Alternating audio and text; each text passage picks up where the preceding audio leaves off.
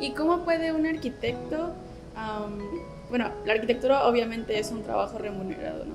Pero además, ¿cómo puede uno servir sin buscar nada más pues su propio bien, buscar nada más la ganancia o el dinero de la arquitectura? Sí, sin lucrar. Exacto, sin lucrar. Bueno, otra parte importante de la arquitectura y que uno desde que es estudiante puede ir descubriendo, y también cuando quizás no estás muy bien conectado o eres un arquitecto joven, es decir, que no llevas tantos años de experiencia o tantos proyectos ya construidos, son los concursos, justamente, ¿no? Uno sí puede participar en cualquier concurso, ¿no? Entonces, hay concursos muy afamados, las famosas bienales, así como se han hecho en Venecia, sobre todo en Italia. Aquí en Veracruz se hacen las famosas bienales. Podemos encontrarnos un concurso con algún diseño de pabellón, ¿no? En la Ciudad de México, en Puebla, por ejemplo, o en el extranjero, y podemos trabajar en ese proyecto, participar en el concurso. Independientemente de la parte económica, está la parte también de difundir nuestro trabajo de manera gratuita, ¿no? sin invertir tanto en una campaña publicitaria, y al mismo tiempo contribuir a una problemática, a una necesidad que es real para la sociedad, ¿no? Muchos proyectos se han hecho de esa manera. Te pongo otro ejemplo. La Biblioteca José Vasconcelos en la Ciudad de México se realiza el concurso, bueno, la licitación, concurso público en el periodo de Vicente Fox, y el despacho de arquitectos de Alberto Calach gana el concurso. Entonces le da la posibilidad de construir el inmueble y al mismo tiempo de darse a conocer todavía más, ¿no? Entonces, y justamente es pensar en este tipo de arquitectura pública, porque no es una residencia, una casa habitación, sino que es algo que le va a servir a múltiples personas, ¿no? Entonces es poner la cultura, poner la información al servicio de la comunidad. Entonces, sí, la verdad, a mí el proyecto yo no conocía eso que se había hecho a través de este proyecto, pero a mí personalmente la librería me parece una obra increíble, casi considerarlo como arte. ¿Usted considera que la arquitectura es un arte? Totalmente, yo comparto eso, la arquitectura es arte. Justamente estábamos charlando que la arquitectura es una de las bellas artes, y nunca hay que perder esa parte, ¿no? La parte de sensibilizar, justamente, ¿no? La parte de que el usuario o el cliente desarrolle o despierte emociones al vivir un espacio, ¿no? Simplemente al caminar, al deambular, ¿qué me provoca? ¿No? Me provoca justamente libertad, me provoca paz, tranquilidad, ¿no? Entonces, eso es conectarte con el arte. Así como cuando alguien va a un museo o a alguna galería y se identifica con algún cuadro, ¿no? Porque lo hace vibrar o lo hace pensar, ¿no? O transportarse a otra época de su vida, por así decirlo. La arquitectura cumple ese papel también.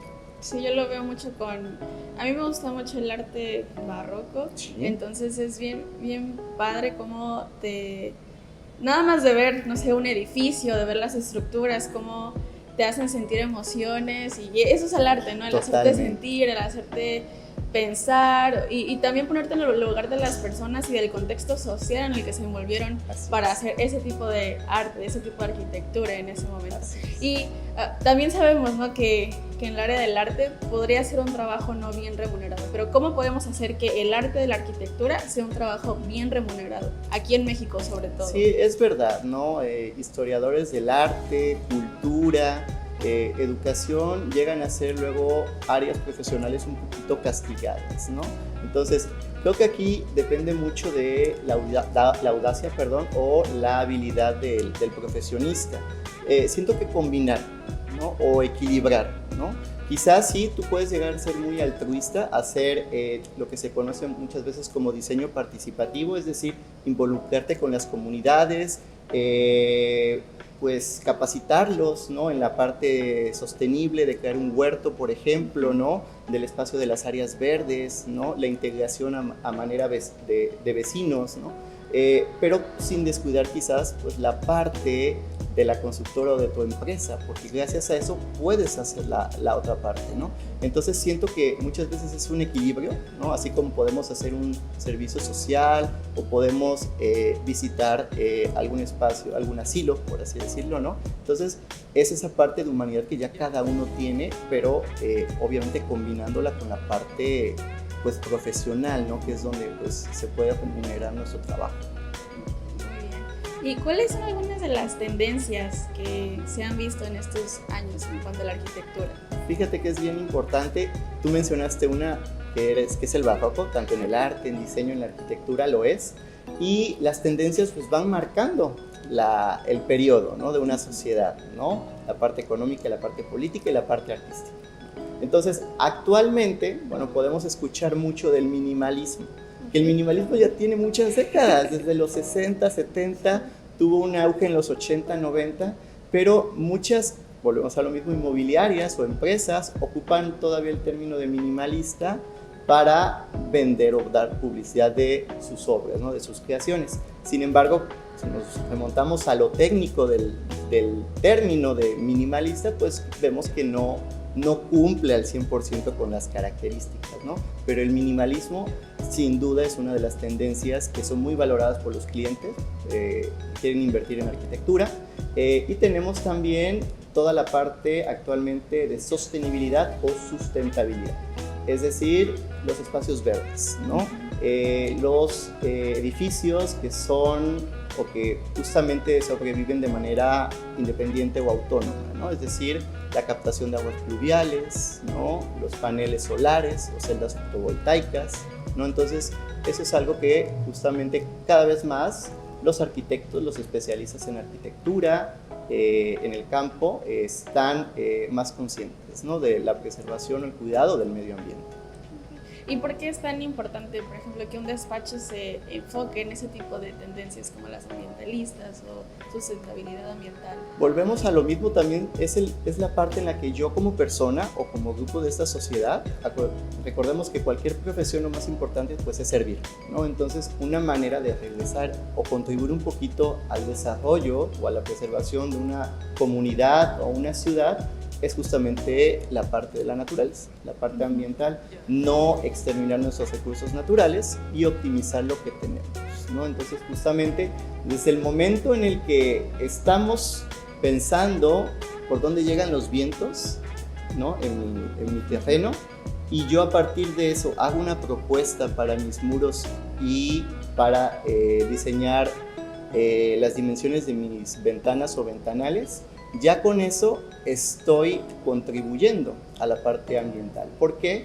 Porque ya no necesitaré quizás climatizar todo un espacio interno y estoy, por un lado, cuidando la parte ambiental y por el otro cuidando el bolsillo de mi cliente, ¿no?, para que no gaste cantidades tan altas en energía eléctrica, por ejemplo, ¿no? Y así en cada área, la parte de gas o la parte de electricidad siempre ayuda, ¿no? Entonces, ok, si ya tenemos lluvia, el agua de lluvia obviamente no va a ser bebible, pero podemos utilizarla para sistema de riego, para la propia limpieza de la construcción o de la edificación. Me llamó mucho la atención eso que dijo usted acerca de el diseño del espacio para poder ayudar tal vez a nuestro cliente a que ahorre un poco de su bolsillo, y eso también es algo que aplicamos mucho nosotros, el saber cómo diseñar un espacio que pueda ser beneficial para la persona a quien estamos trabajando. Exactamente. Pues, ¿cuáles son algunas de las cosas que pueden hacer los arquitectos que pueden también poner como una propuesta de valor en su negocio para que las personas vean que es un buen arquitecto, que es un buen despacho? Fíjate que todo se relaciona, como lo estábamos mencionando con anterioridad, lo del sello personal, ¿no? Lo de cuál va a ser mi marca.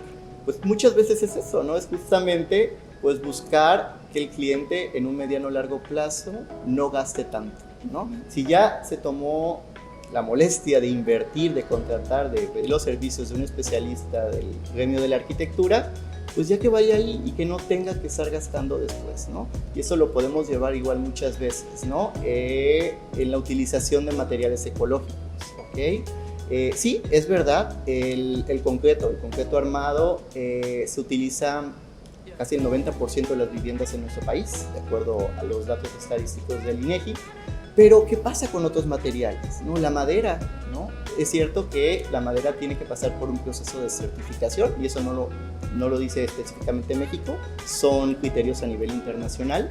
Pero, ¿qué pasa con otros materiales, como el adobe, que se dejaron de utilizar, ¿no? Llegó la revolución industrial, esos grandes corporativos, que qué bueno que existan, Pero no hay que olvidarnos de los materiales vernáculos, y para eso volvemos, ¿no?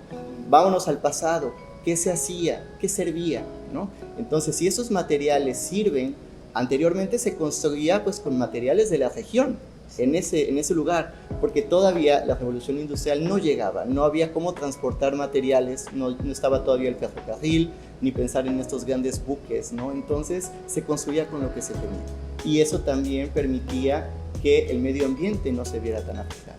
Entonces muchos arquitectos están conscientes de ello y justamente tratan de recuperar esa parte. Pues escuchamos mucho, es bien sabido la parte de la ecología, ¿no? Pero muchas veces es nada más parte de publicidad, y aquí entra la creatividad. Tú más que nadie lo sabes en la parte del diseño también, ¿no? La creatividad, la originalidad, y ahí va en una propuesta justamente. Exactamente, y es bien importante también que pues como arquitectos, como personas en el arte, que tengamos esa originalidad. Y cómo entra la originalidad, y tal vez podemos también hablar del copyright, de los derechos en la arquitectura. Como en nosotros tal vez es como no copiar una ilustración, no copiar una campaña de publicidad. En la arquitectura, ¿cómo entra eso? Fíjate que es bien interesante y complicado. Yo lo veo así. Nos tocó vivir, bueno, yo me incluyo en la generación en la que casi todo está inventado, ¿no? Entonces, híjole, pues tomar inspiración, tenemos que ser muy juiciosos, ser críticos, no criticones, ¿no? Entonces, muchas veces es cómo vamos, ok, ya tengo este punto de inspiración, pero ¿cómo puedo hacer para que no sea el plagio, que no sea una copia nada más? Bueno, pues aquí entra justamente en la arquitectura, pues obviamente voy a usar los materiales que mis colegas usan, ¿no? O los materiales que me brinda mi entorno, pero yo los voy a superponer de una manera distinta, ¿no? Entonces ahí entra mi originalidad. Yo voy a resolver, voy a distribuir los espacios pensando en una vivienda, ¿no? La sala comedor, la cocina, de tal manera que no sea el típico programa arquitectónico, porque podemos encontrar bibliografía de cuáles son los espacios mínimos para construir un espacio, de las vialidades, de las circulaciones, de la iluminación y la ventilación, pero pues nosotros tenemos ya un conocimiento, y la experiencia también nos va permitiendo de cada vez ir haciendo la propuesta.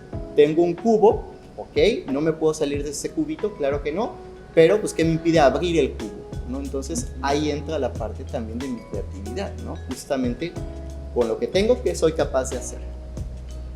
Sí, la verdad es que sí, también es primordial que uno como arquitecto, como artista, sea original, que tal vez podemos buscar inspiración, ¿no? en algunas tendencias, en algunas pues despachos arquitectónicos, pero siempre tratar de que nosotros tengamos esa propuesta de valor, ese granito que pongamos ante el despacho. Y otro tema que me gustaría tocar, hablando de la arquitectura y el negocio, ¿cómo puede uno en México crear un despacho? ¿Es difícil? ¿Es fácil? ¿Cómo es? Bueno, aquí la respuesta puede ser muy subjetiva dependiendo de la persona. En general, pues es complejo, sobre todo pensando que la persona va a emprender por primera ocasión, ¿no? Entonces, pues al principio es más el miedo, la incertidumbre, con qué cuento, con qué empiezo, ¿no? Entonces, tengo que verdaderamente entender cómo lo voy a hacer y con qué cuento. ¿A qué me refiero? ¿Necesito un espacio? Sí. Quizás no la oficina tradicional, pero sí un espacio, independientemente de todo el cobijo que nos dan las plataformas digitales, las redes sociales. Para muchos clientes todavía es importante el sitio físico, ¿no? Llegar a una dirección, aunque sea pequeño, ¿no? Inclusive eso puede ser uno de los primeros retos del arquitecto, de ser emprendedor. Ok, tengo un espacio de 12 metros cuadrados, muy chiquitito. Ok, entonces ¿cómo yo puedo diseñar ese espacio para que cuente con lo necesario, ¿no? Entonces, una vez que el cliente llega, pues se da cuenta que el arquitecto puede resolver problemáticas en espacios pequeños. No necesito las grandes oficinas o el gran corporativo, ¿no? Necesito también herramientas, ¿ok? Claro, todo lo que es papelería. En arquitectura, pues sabemos que así como en medicina o en ciertas carreras, hay objetos que necesito, ¿no? Tener siempre, pues en la manera tradicional, una regla, un escalímetro, escuadras, lápices, estilógrafos, ¿no? Pero también la parte de los programas informáticos, ¿no? Necesito una computadora o una laptop en la cual yo tenga los programas que me van a permitir generar las propuestas que yo voy a mostrar a mi cliente y que él va a aceptar o no, o va a modificar o no, ¿no? Entonces, eso lo necesito. Muchas veces también con una tablet es bueno porque la tablet me permite ir mostrando el proceso, la evolución del proyecto sin necesidad de imprimir hojas, ¿no? Entonces eso también ayuda mucho. Necesito también, si no cuento con una cartera de clientes, si todavía no soy tan conocido en el gremio, necesito, empezar a difundir mi trabajo. ¿Cómo lo puedo hacer? Bueno, ya fui estudiante y seguramente cuento con trabajos. A manera de portafolio, puedo ir haciendo una compilación de mis trabajos más destacados, los que más gustaron a mis profesores o a mis compañeros, o los que más me gustaron a mí. Porque sí, aunque el proyecto no era tan viable, pero a mí me gustó, yo tengo esa pasión para defender o presentar ese proyecto, que también es muy importante. Entonces, un portafolio de evidencias, un portafolio de trabajo. ¿Y cómo lo voy a difundir? Pues lo puedo difundir por medio de redes sociales. Puedo generar una página web, hay muchos sitios gratuitos y a partir de eso ya me doy notoriedad, me doy visibilidad, no solo en mi ciudad, en toda la República o en el extranjero, ¿no? Si tengo habilidades en otro idioma, puedo justamente adecuar mi trabajo en la lengua inglesa, lo cual me vaya a dar un grado de publicidad o de impacto todavía mayor, ¿no? Y un blog, también un blog podría ser importante para ir relatando más a detalle por el que esté interesado del proceso que siguió el proyecto, la obra, ¿no? Desde que era un bebé, desde la parte de la cimentación hasta ya la etapa adulta que son los acabados, ¿no? Muchas gracias por esos consejos que nos ha dado para poder hacer un despacho aquí en México. Algo que me pareció muy crucial fue que mencionó el portafolio. ¿Cómo puede un arquitecto hacer un portafolio que venda?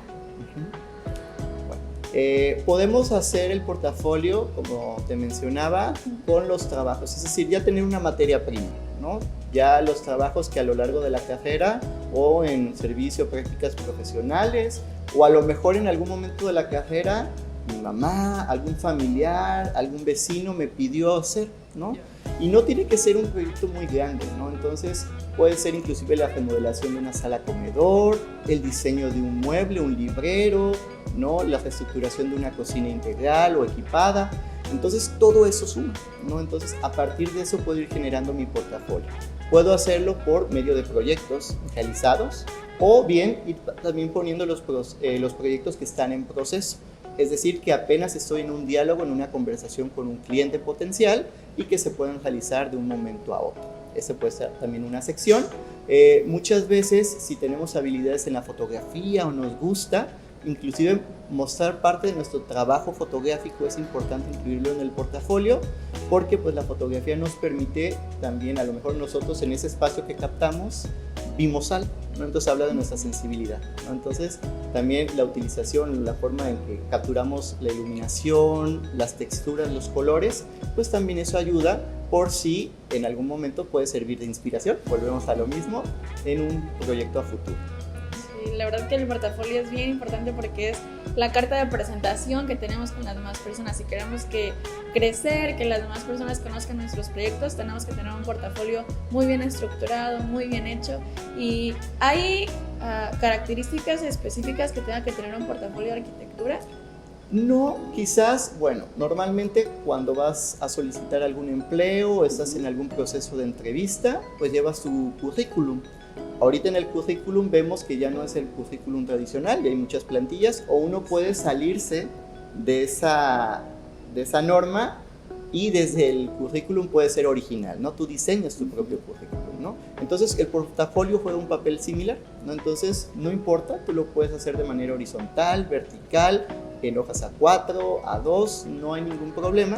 Lo puedes tener en digital, puedes imprimir las obras más destacadas, las actividades con mayor aplauso y creo que es parte también de la creatividad, como tú te vendas, ¿no? como profesionista. Muchas gracias, arquitecto.